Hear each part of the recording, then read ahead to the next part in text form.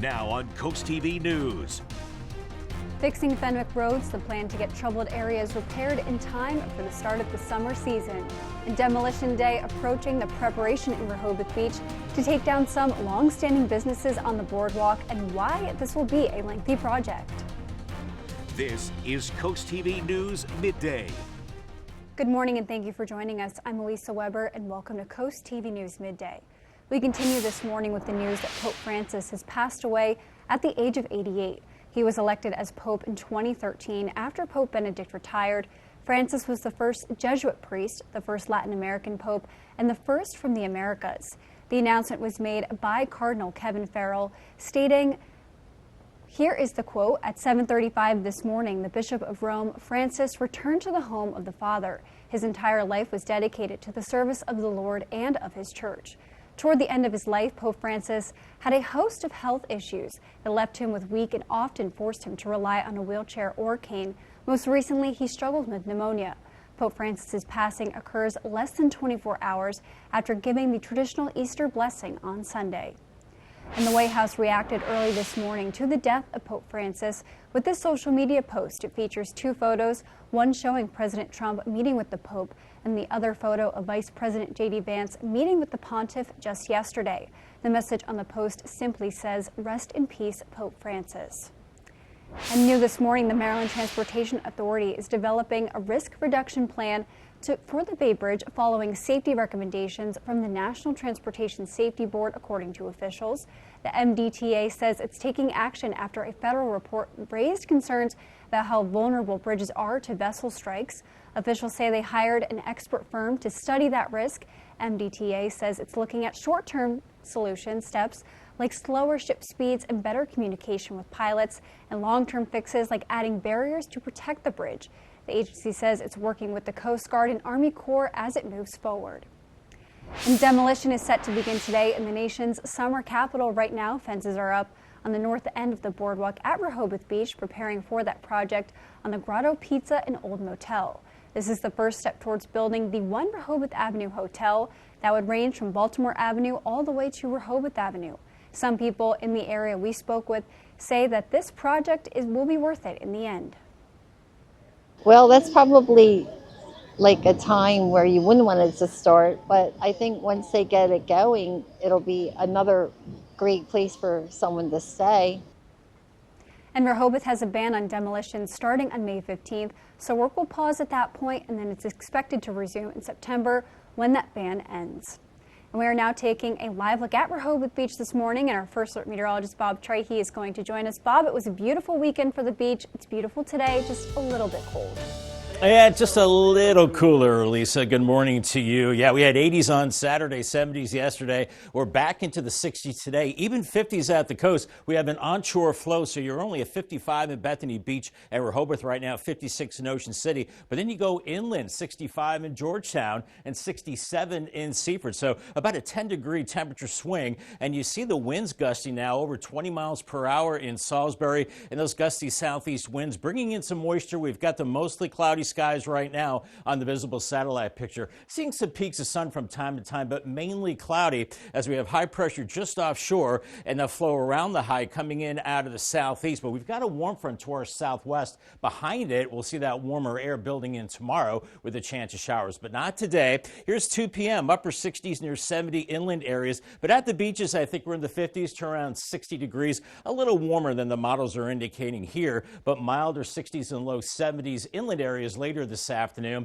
and still pretty comfortable as we go into the evening hours, but mainly cloudy. Wind starting to turn more out of the south as we go into tonight as that warm front approaches. Some rain chances on the way. Overall, a pretty mild week on the way. I'll have my full forecast coming up a little bit later in the newscast. Up new this morning, there's focus on repaving the worst roads in Fenwick Island. Last week, plans were debated on which roads to tackle before Memorial Day weekend. Right now, the roads under construction are south of Schultz Road and a small part of Bay Street. And if there is money left over, more road projects could be added. Based on conversations we were just having and the way the bids came in, we may be able to do all of Bay Street this year. Wright Street and McWilliams are all the two locations that are being considered, as well as Ebb Tide. And right now, paving is scheduled to begin April 28th and end on May 15th at the latest. Work will be between the hours of 8 a.m. and 5 p.m. Mondays through Fridays. And Maryland Senator Chris Van Hollen is making rounds on national show after returning from El Salvador. He showcased his meeting with alleged MS-13 gang member Kilmer Abrego Garcia, and we learned last week that his wife had an order of protection against Garcia for a month in 2021. NBC's Alice Barr shows us the latest in this legal battle. Things, and we're getting them out. President Trump's immigration policy again colliding with the courts after the Supreme Court paused the deportations of another group of Venezuelan migrants and alleged gang members. Lawyers representing the men say they're being denied hearings to argue their case, something the High Court previously ruled was required to deport under the Wartime Alien Enemies Act, which the administration wants to resume using, asking the justices to lift their hold. I'm not arguing right here that nobody should get due process. I'm just saying there's a different process under Alien Enemies Act. Two conservative justices dissented with the court's pause, calling it unprecedented and legally questionable. President Trump again slamming the federal courts for derailing his immigration actions to stop what he called a sinister attack on our nation.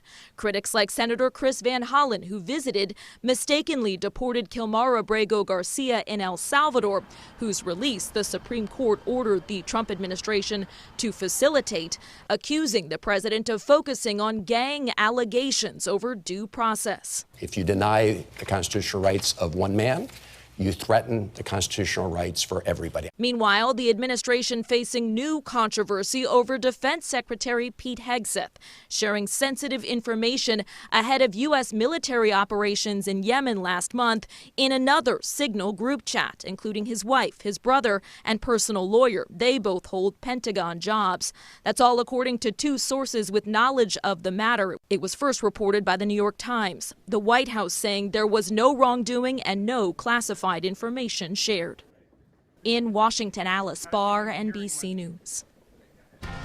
Coming up after the break, temporary trail closure will tell you when you can expect maintenance to finish at one popular Sussex County trail. Maintenance is coming to Gordon's Pond Trail today. According to the Cape Henlopen State Park, the trail will be closed from today through Thursday, April 24th. The park says this is for maintenance on the bridge, and officials say that trail is expected to reopen on Friday, April 25th. And changes are happening today at Route 1 and Route 16 intersection in Milton.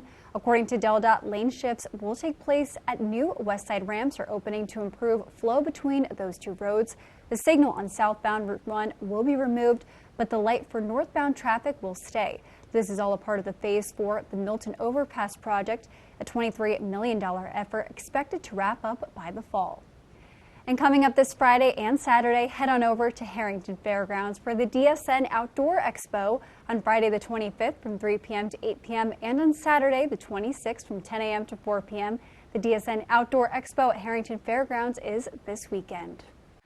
We're seeing a lot of gray skies, lots of clouds in Cambridge on the FH Fur Camp 66. It's breezy, it's cool. We're not going to see much more in the way of warming this afternoon. The temperatures into the upper 60s. A cool start to the week, and then it's warmer for Tuesday with some showers possible, and then a mild and dry rest of the week is on the way. Congratulations to Nicole Dubs from Fruitland, Maryland on winning a brand new umbrella from Paul Davis and CoastTV. I'll have your work week forecast coming up after the break. Stick around.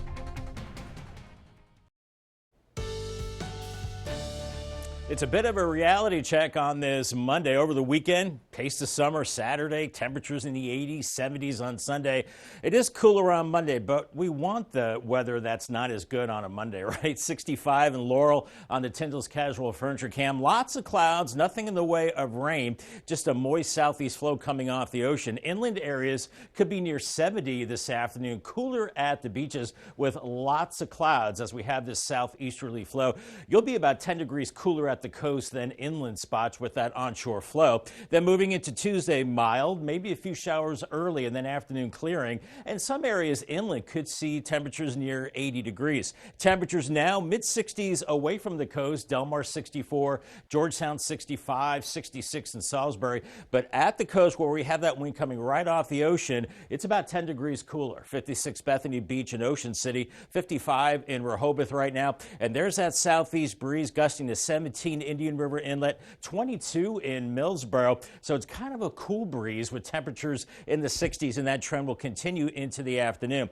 Here's the visible satellite picture. We're looking at mostly cloudy skies. The bark is worse than the bite. Lots of clouds, nothing in the way of rain, and we'll see some breaks in the clouds from time to time. You see deeper white color moving into the eastern shore around D.C. That's probably some thicker overcast that will be moving in. So mostly cloudy as we go through the afternoon as that flow around high pressure is coming right out of the southeast, bringing in that damp air. But to the south and west, we've got a warm front, and to the south and west of that, that's the warm air that will be building in tomorrow for one really warm day. And then we're watching a cold front farther to the west with showers and storms from Memphis up into the Great Lakes, and then that front will swing through later in the day and cool us off a little bit into Wednesday. Here's Futurecast this afternoon. We've got that southeasterly flow, mid to upper 60s inland, close to 70 around Georgetown around 2:30, 68 in Salisbury. But those temperatures cooler at the beaches. I think we're in the 50s to near 60, a little warmer than this model is indicating, but 60s and low 70s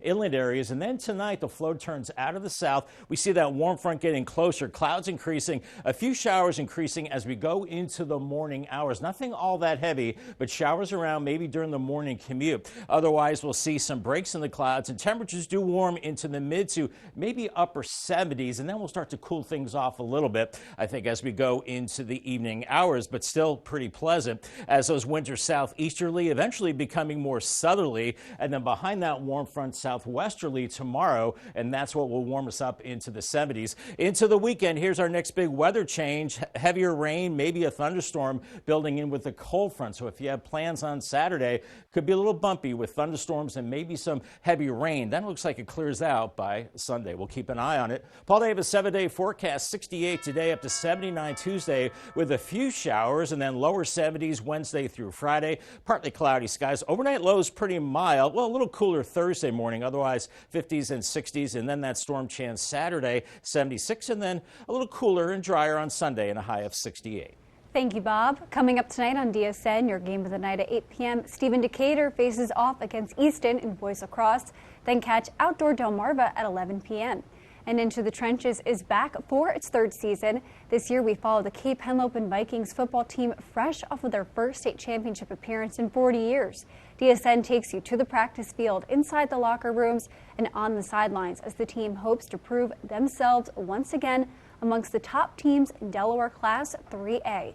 Into the Trenches premieres Thursday, April 24th at 7:30 on DSN and DSN+. Coast TV will be right back. Happening today, Dagsboro officials are looking to crack down on disturbances across town with something called a public nuisance ordinance. Town officials define a public nuisance as anything posing a threat or disturbing the peace, with examples like noise violations, disorderly conduct, or alcohol violations.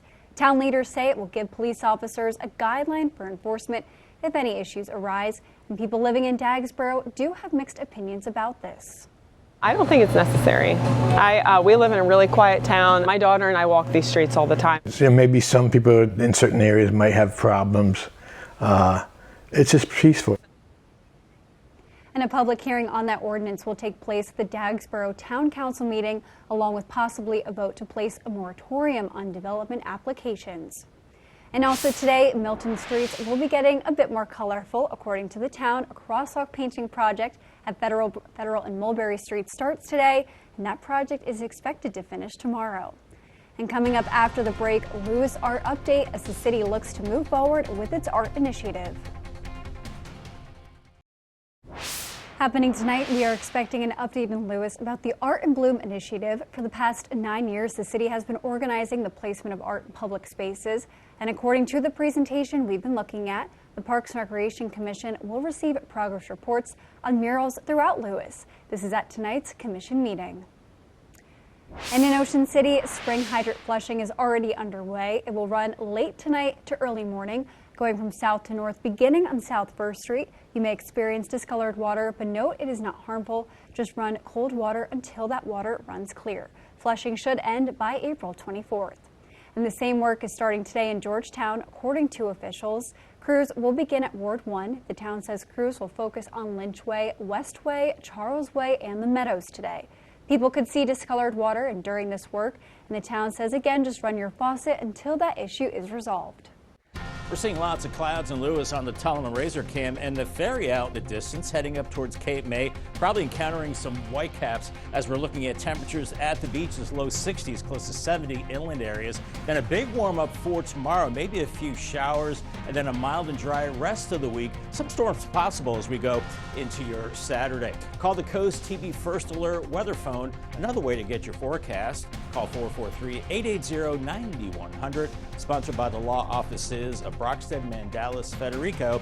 I'll have your 10-day forecast coming up next.